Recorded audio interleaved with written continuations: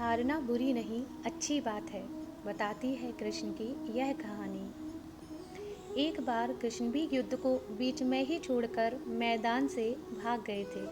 फिर भी शत्रु का वध हुआ और हजारों निर्दोष नागरिकों की सुरक्षा हुई। यह है कृष्ण के रणछोड़ बनने की कहानी।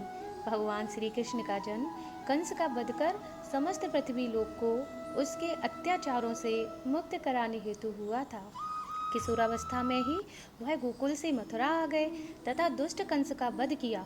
कंस की मृत्यु से दुखी उसके ससुर जरासंध ने एक विशाल सेना लेकर मथुरा पर आक्रमण कर दिया।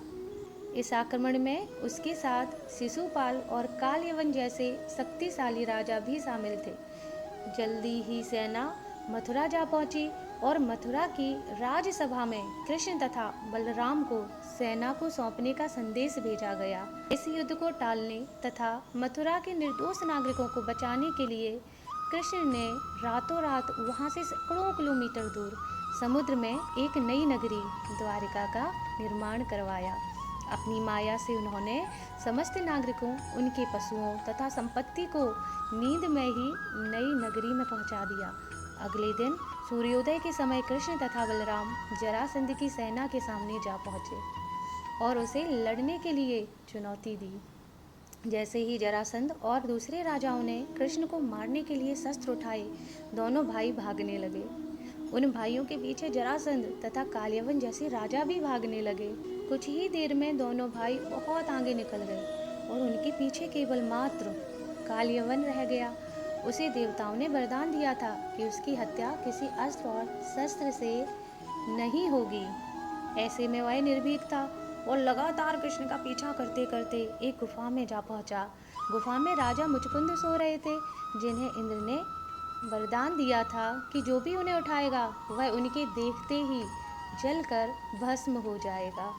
वहां पहुंचकर कृष्ण ने सोए हुए मुचकुंद पर अपना पीताम्बर डाल दिया और स्वयं छिप गए। कालयवन भी वहां जा पहुंचा और सोए हुए राजा मुचकुंद पर पीताम्बर देख उन्हें ही कृष्ण समझ बैठा। उसने मुचकुंद को उठाने के लिए लात मारी, जिसके कारण उनकी निद्रा खुल गई और उनके देखते ही कालयवन वहीं पर जलकर भस्म हो गया। तत्पश्चात कृष्ण ने राजा मुचकुंद को अपने चतुर्भुज स्वरूप में दर्शन दिए और उन्हें मोक्ष पाने का वरदान दिया। वहीं दूसरी ओर जरासंध और बाकी राजा पूरी तरह से खाली मथुरा देखकर वापस लौट गए।